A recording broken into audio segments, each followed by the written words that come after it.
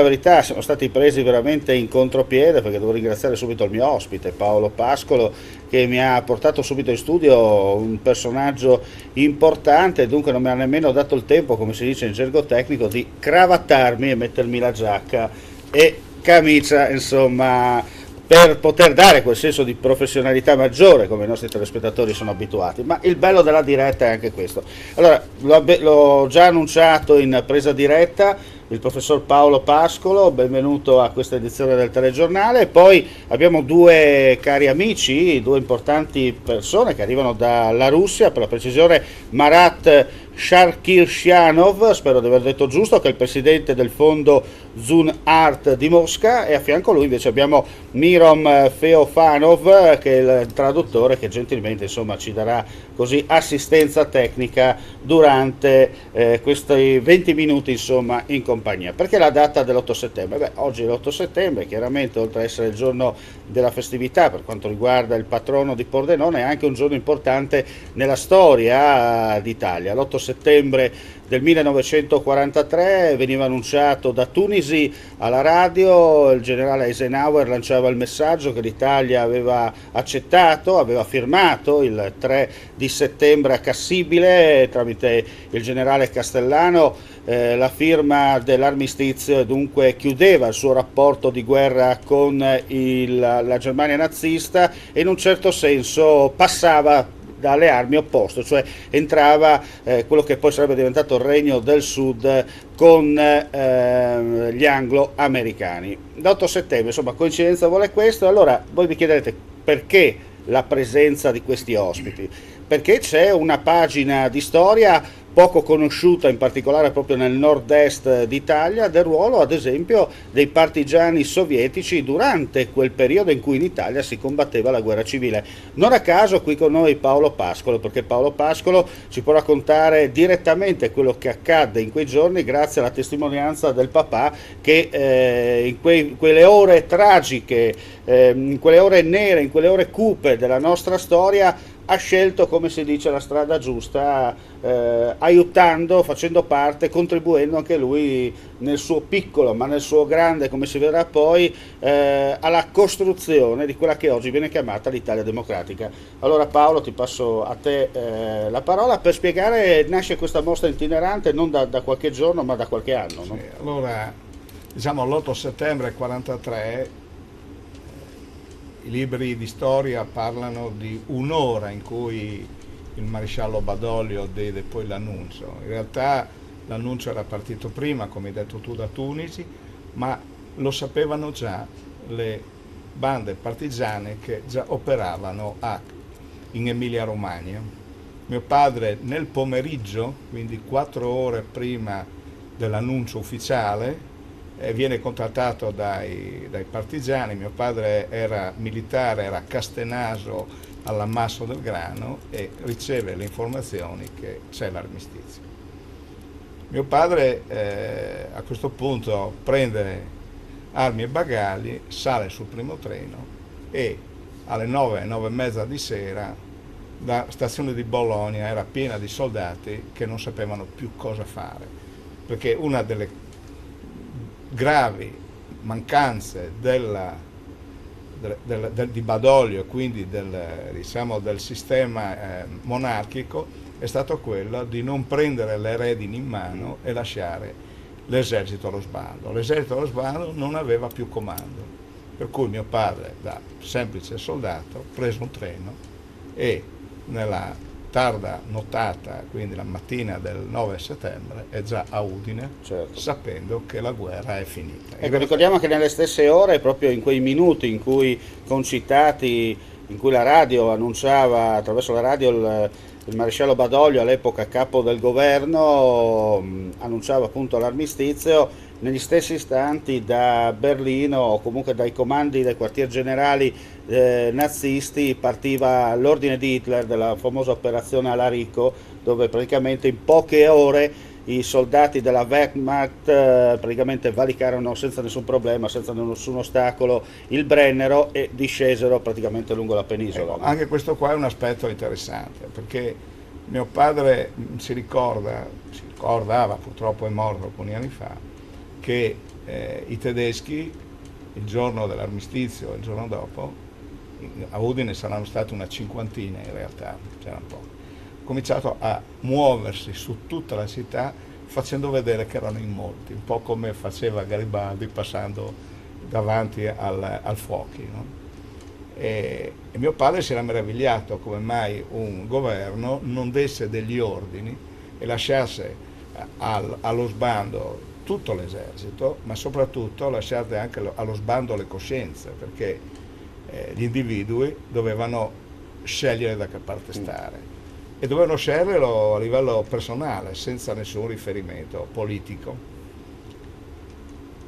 E mio padre in realtà non scelse la resistenza armata, scelse una sorta di non belligeranza con i tedeschi, perché essendo stato in Russia aveva capito che anche i tedeschi ne avevano piene le tasche della guerra imposta dal loro governo.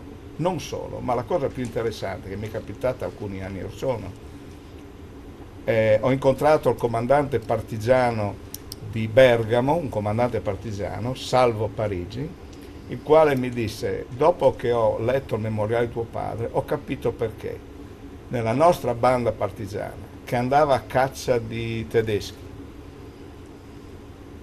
a un certo punto non c'è stata più questa caccia. Perché? Perché nella nostra banda erano intervenuti 2 alpini provenienti dal fronte russo e avevano preso il comando perché più autorevoli, e prendendo questo comando andavano a parlamentare con i tedeschi e venivano evitati gli scontri. Quindi diciamo la lotta partigiana fatta, chiamiamola da mio padre, era quella di evitare gli scontri.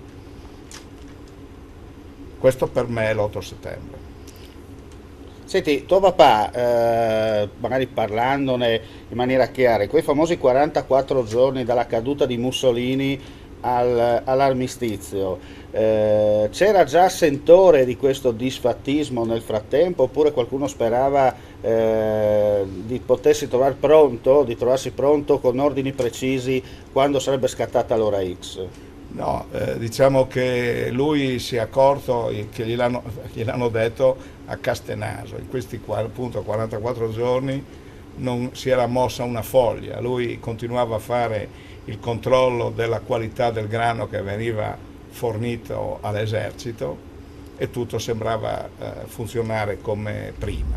Lui era tornato appunto al fronte russo e poi era stato inviato per le sue qualità morali a controllare che non facessero la cresta sul mangiare. E da qui, diciamo, parte l'iniziativa di una mostra itinerante che ha toccato in principio Udine e poi piano piano da Udine si è spostata verso Taranto, Verona e Massa. Ecco, lì nasce l'idea quando io comincio a riflettere sulla prima guerra mondiale, lì con l'associazione Umanità dentro la guerra dedicata a mio papà e progettata dalla preside dello Stringer, la professoressa Anna Maria Zilli, progetto che poi ha portato addirittura alla trasformazione del Sacrario di Puglia, un sacrario dedicato alla madre di tutti i caduti e di tutti i soldati in guerra.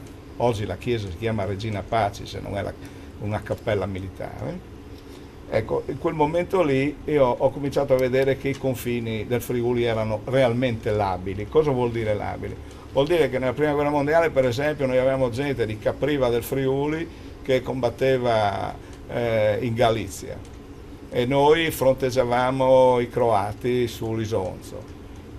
Il Friuli era una zona divisa in 2 fratelli che combattevano su schieramenti opposti. Infatti, se permetti, c'è ancora il famoso detto di là e di qua dal Clap, dove quelli di Cormons si definiscono, i vecchi di Cormons si definiscono Friul Imperials, esatto, mentre quelli di là dal Clap, cioè quelli friulani sotto l'attuale provincia di Udine, sono Regniqui, no? Esatto. Furlans Regniqui. No? Ecco, allora lì nasce questo progetto che io ho messo in piedi come direttore del CIRF dell'Università di Udine. Ho fatto una serie di convegni sui Friuli dai confini labili e in questo contesto mi sono imbattuto in una storia interessantissima. A Clausetto è sepolto un soldato sovietico, il comandante Daniel, il quale ha la medaglia d'oro al valor militare data dalla Repubblica Italiana per le sue attività svolte durante l'epilogo del secondo conflitto mondiale. E poi mi sono incuriosito della faccenda e ho scoperto che nel nord Italia, da Massa fino appunto al Friuli, hanno combattuto al fianco, diciamo, della resistenza circa 5.000 partigiani sovietici, alcuni addirittura infiltrati o fatti arrivare. Questo forse era anche un messaggio della politica sovietica di dire ci siamo anche noi. E quindi ho pensato che fosse una pagina di storia da aprire. Senti, apriamo invece adesso una parentesi perché giustamente Sì, abbiamo adesso- gli ospiti che sono arrivati direttamente dalla Russia, insomma hanno fatto qualche chilometro per venire in Vabbè, Friuli. adesso arrivo. E allora vediamo il perché del loro coinvolgimento. Chiediamo subito al presidente del fondo Zuan Art di Mosca, insomma, come avete sposato subito questa iniziativa del professor Pascolo. Почему вам понравилось, вот и вы захотели принять эту инициативу, да? Я понял. Для каждого российского человека важно сохранение исторической правды. И слова нашего президента Российской Федерации Путина Владимира Владимировича говорят о том, мы не дадим забыть историю, то, что происходило. Это большая трагедия, то, что происходило в Великую Отечественную войну. Погибло большое количество людей. И я считаю, для нашего фонда очень приоритетная и важная задача сохранения исторической правды, а именно памяти. И мы очень рады, что Ассоциация «Гуманность внутри войны» является нашим партнером в этом большом великом деле. И со своей стороны мы подготовили и готовим сейчас 53 выставки, и мы хотим показать европейской аудитории и рассказать о городах-героях и городах воинской славы. У нас 53. Хотим рассказать европейской аудитории, показать всей Италии, что происходило в годы Великой Отечественной войны, как сражались советские люди. И около 10 тысяч человек погибло на территории Республики Италии. Я считаю, что это очень важно, сохранить историческую память. Ecco, adesso andiamo a sentire direttamente la traduzione. Ecco, per ogni cittadino russo ed è molto importante di commemorare, diciamo, le memorie degli eventi. E come dice stesso il presidente della Federazione Russa, Vladimir Putin, che noi non ci permettiamo che si dimentichi, diciamo, la storia di tutto quello che ci è accaduto. Quindi il Fondo Zorart ha accolto positivamente questa iniziativa, è orgoglioso di far parte. Abbiamo il progetto di portare in Italia 53 mostre delle città russe dedicate alla memoria e inoltre sappiamo che sono più di 10.000 soldati russi sono morti nel territorio italiano. Certo. Quindi questo è, diciamo, un onore e orgoglio di lavorare E portare avanti insomma quello che è stato il contributo dei soldati russi o sovietici come era all'epoca per quanto riguarda insomma la libertà dell'italiano, no? Paolo, abbiamo ancora 6 minuti. Abbiamo detto 4 località italiane, 58 città russe che verranno poi con varie mostre presentate più avanti, però mi permetti, io faccio adesso il giornalista, no? Tu avevi lanciato il sasso all'inizio a Udine e poi è arrivata a Verona, no? a Sì, sposare la cosa. la cosa è stata straordinaria perché Udine è nata così un po' in sordina, è nata in maniera quasi episodica. Tuttavia la città di Roma, cioè di Verona, ha voluto capire un po' di più.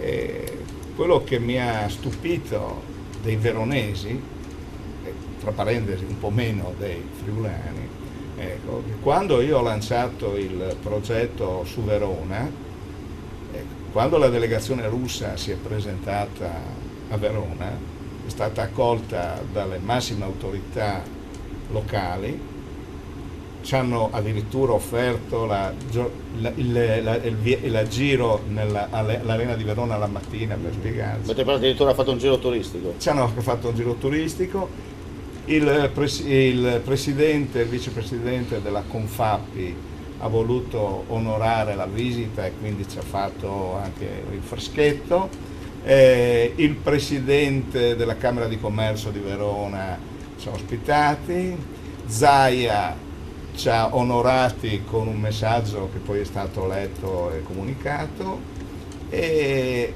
da questo evento straordinario è stato poi fatto a fianco delle Arche Scaligere, quindi del centro storico di Verona, certo.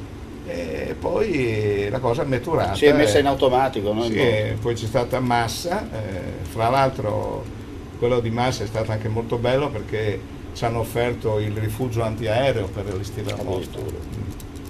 Poi c'è stata manca un po' questa politica di marketing in Friuli, no?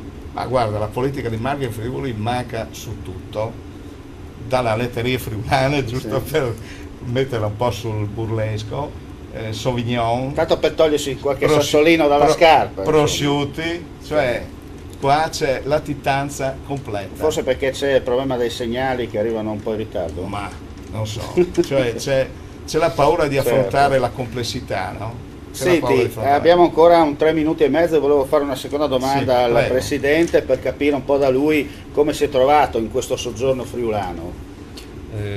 Расскажи, пожалуйста, как вот ты чувствуешь себя здесь, в Фриуле? Мы рады тому, что у нас появились очень хорошие друзья в лице Павла Бартоломея Паскала, Анны-Марии Дили, Ассоциации гуманной истории войны. Благодаря им мы чувствуем себя комфортно, мы чувствуем дружбу, сильную дружбу России и Italia. Insomma un bel gemellaggio, quello che si capisce. Quindi appunto si trovano molto bene, soprattutto sono contenti di una forte amicizia con il professor Pascolo, Anna-Maria Zili, con l'umanità dentro la guerra, si trovano proprio davvero bene. Bene, Paolo, andiamo a chiudere, abbiamo proprio 2 minuti per riepilogare un po' quello che è stato presentato oggi, perché abbiamo detto, insomma, ci sono tante iniziative correlate, no? Diciamo che l'obiettivo finale di tutta questa vicenda qua è arrivare a Re di Puglia, che oggi diventa un sacrario dedicato alla madre tutte le madri di tutti i caduti, e quindi a un sacrario che deve parlare di pace, non naturalmente una pace di tipo stucchevole, perché le guerre ci sono dentro, non è un caso che l'associazione si chiama Umanità dentro la guerra, perché quando ci sono degli eventi e dei contrasti bisogna andare a trovare gli elementi di umanità che possono comporre le criticità.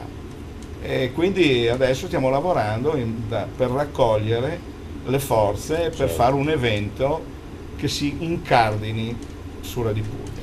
E allora io ringrazio ancora Paolo Pascolo, il professor Paolo Pascolo per l'intervento, poi il presidente dell'associazione Fondo Zuan Art di Mosca, Marat Shakirshanov, e il traduttore Mirom Feofanov, che ci ha così aiutato per sentire. Ma soprattutto, Paolo, dobbiamo dire una cosa: questa è solo una prima puntata, ne abbiamo già fatta una in precedenza, quando qualche mese fa nei Blitz friulani abbiamo presentato un po' la vita, la storia di tuo papà all'interno del movimento partigiano all'epoca, che ha raccontato, no? Quello che è stato il suo 8 settembre, poi tutta la storia. Certo. Questa è solo una di una puntata, questa è una puntata di probabili altre puntate che faremo, perché sta per nascere un progetto che siamo coinvolti anche noi come televisione, però non vi diciamo altro, questa è soltanto una prima puntata, e per continuare soprattutto capire, conoscere quello che è la nostra storia, perché è facile parlare attraverso Wikipedia o i social network, poi quando esci dal computer esattamente non sai nemmeno dove sono le tue radici storico-culturali.